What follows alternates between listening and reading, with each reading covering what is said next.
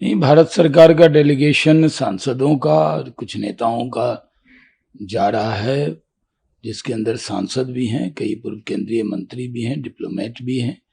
वो पूरे दुनिया में भारत का परचम लहराएंगे, पाकिस्तान का दोहरा चरित्र एक्सपोज करेंगे। एमईए की तरफ से उनको ब्रीफिंग भी की गई है, डेलीगेशन जा रहा है और पूरे दुनिया में पाकिस्तान को हमने एक्सपोज किया है, लेकिन अब और ज़्यादा एक्सपोज करने की ज़रूरत है। और पाकिस्तान एक टेरर स्टेट है, कैसे टेररिज्म को बढ़ावा देता है, कैसे नफरत फैलाता है हिंदुस्तान के अंदर और किस तरह की दोहरी बात करता है, ये भी पूरे दुनिया को बताने की ज़रूरत है। और ये सांसदों का डेलीगेशन, ये देश का डेलीगेशन है, देश की बात को रखेगा और पाकिस्तान को एक्सपोज करेगा। देखिए, महबूबा मुफ्ती पाकिस्तान से बातचीत की वकालत करती रहती है। इंडस वाटर ट्रीटी हमने ख़त्म की तो महबूबा मुफ्ती को बहुत दुख हो गया। उनको लगा पाकिस्तान का पानी नहीं बंद करना चाहिए, वो हमारा खून बहाए और हम उनको पानी दें। उनका ये कहना कि बातचीत होनी चाहिए, बातचीत तो प्रधानमंत्री जी ने कह दिया है, क्या महबूबा ने सुना नहीं? बातचीत होगी तो पाक ऑक्युपाइड कश्मीर पे होगी और टेररिज्म पे होगी। जब तक पाकिस्तान टेररिज्म से तौबा नहीं करेगा और पाक ऑक्युपाइड कश्मीर हमें सौंपेगा नहीं, तो किस बात की बातचीत होगी? पाकिस्तान एक आतंकवादी मुल्क है, बुरी तरह इस लड़ाई में वो हारा है, घुटने पे आया है, गिरगिरा कर सीज फायर मांगा है, फिर भी एक बेशर्म मुल्क है जहां का जनरल हारने के बाद भी तमगा ले रहा है और अपने आप को फील्ड मार्शल बनवा रहा है, क्योंकि पाकिस्तान में सरकार नाम की कोई चीज तो है नहीं। वहां जो आसिम मुनीर जो जनरल है, उसी की कठपुतली सरकार है जो शहबाज शरीफ की है, और जैसा पद चाहिए वैसा पद उनसे ले लेता है। तो एक ऐसा मुल्क जो हारने के बाद भी जश्न मनाता हो, एक ऐसा मुल्क जिसके यहाँ टेररिज्म को बढ़ावा दिया जाता हो, एक ऐसा मुल्क जो आतंकवादियों के मरने पे, टेररिस्ट के मरने पर उसके जनाजे में उनके प्रेसिडेंट और प्राइम मिनिस्टर का बुके जाए और आर्मी के, पाक आर्मी के बहुत से जनरल जाकर वहां खड़े हो जाएं, जनाजे में शामिल हों, ऐसे मुल्क से किस बातचीत की बात होगी? ये बताना चाहिए महबूबा को।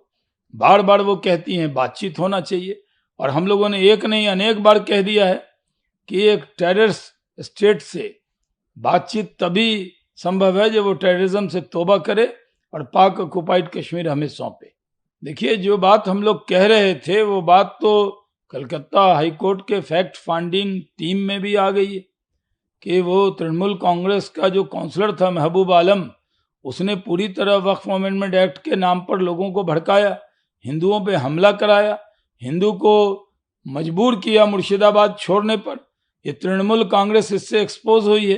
तृणमूल कांग्रेस पूरी योजनाबद्ध तरीके से मुर्शिदाबाद में हिंदू क्लिंजिंग करना चाहती है, वो वहां से हिंदू को निकालना चाहती है और उसकी योजना थी ताकि उसकी सीट और पक्की हो जाए, वहां से हिंदू आबादी का पलायन हो जाए। और इसके अंदर उनका काउंसलर जो कॉरपोरेटर है महबूब आलम, पूरी उनकी कलकत्ता की जो सरकार है, टीएमसी की सरकार और वहां की पुलिस, ये सब की मिली भगत से ये हो रहा था। लेकिन अब जो फैक्ट फाइंडिंग रिपोर्ट आई है, ये आई ओपनर है और ममता बनर्जी पूरी तरह एक्सपोज हो गई हैं कि किस तरह उनके मन में हिंदू विरोध है, और अपने ही देश में हिंदू को अपना ही शहर, अपना गांव छोड़ना पड़े, इससे बढ़कर दुर्भाग्यपूर्ण बात क्या हो सकती है? तो इस रिपोर्ट के बाद ममता बनर्जी को जवाब देना चाहिए, उनको बताना चाहिए, उनको माफी मांगनी चाहिए। इस सरकार को सत्ता में रहने का कोई अधिकार नहीं है जो अपने ही नागरिक के साथ दंगा करवाए और अपना शहर, अपना गांव छोड़ने पर उसको मजबूर करे। नहीं, इसलिए मैंने कहा है कि जो कलकत्ता हाई कोर्ट की फैक्ट फाइंडिंग टीम है, उसने जो रिपोर्ट दी है उसमें ये बात साफ तौर पे जाहिर है कि टीएमसी का कॉरपोरेटर महबूब आलम और कलकत्ता पुलिस और सरकार की पूरी साठगांठ थी। वहां से हिंदू समाज के लोगों को वक्फ अमेंडमेंट एक्ट के नाम पर दंगा करके उनको मुर्शिदाबाद से क्लिनजिंग की गई, उनको वहां से निकाला गया, अपना गांव अपना शहर छोड़ने पर मजबूर किया गया। और फैक्ट फाइंडिंग में भी ये आया है कि कलकत्ता पुलिस ने न तो फोन उठाया, न कॉल उठाया, न लोगों की मदद की, बल्कि पूरी तरह से कई आवर्स छोड़ दिए, कई दिन छोड़ दिए कि जो टीएमसी के गुंडे हैं वो हिंदू समाज के साथ वहां न्याय कर सकें। उनको अपना गांव अपना शहर छोड़ने पर मजबूर किया गया और ये जानबूझकर ये हरकत हुई है। ये रिपोर्ट ये साफ बताती है कि टीएमसी की सरकार को सत्ता में रहने का कोई अधिकार नहीं। ममता बनर्जी की सरकार पूरी तरह एक्सपोज हो गई है। ये सरकार तुष्टीकरण के रास्ते पर है। इस सरकार का एक ही काम है कि जिस तरह हिंदू त्योहार हो तो उसमें कोर्ट में जाकर इजाजत लेनी पड़ती है। अगर हिंदू समाज के लोग हों उनकी कोई पूछ नहीं है, क्योंकि वोट बैंक की पॉलिटिक्स कर रही ममता बनर्जी और इससे ज्यादा कुछ नहीं कर रही। ममता बनर्जी को पूरे राष्ट्र से इस फैक्ट फाइंडिंग रिपोर्ट के बाद माफी मांगनी चाहिए और ये कबूल करना चाहिए कि उन्होंने मुर्शिदाबाद में हिंदू को अपना घर और अपना दरवाजा छोड़ने पर मजबूर किया।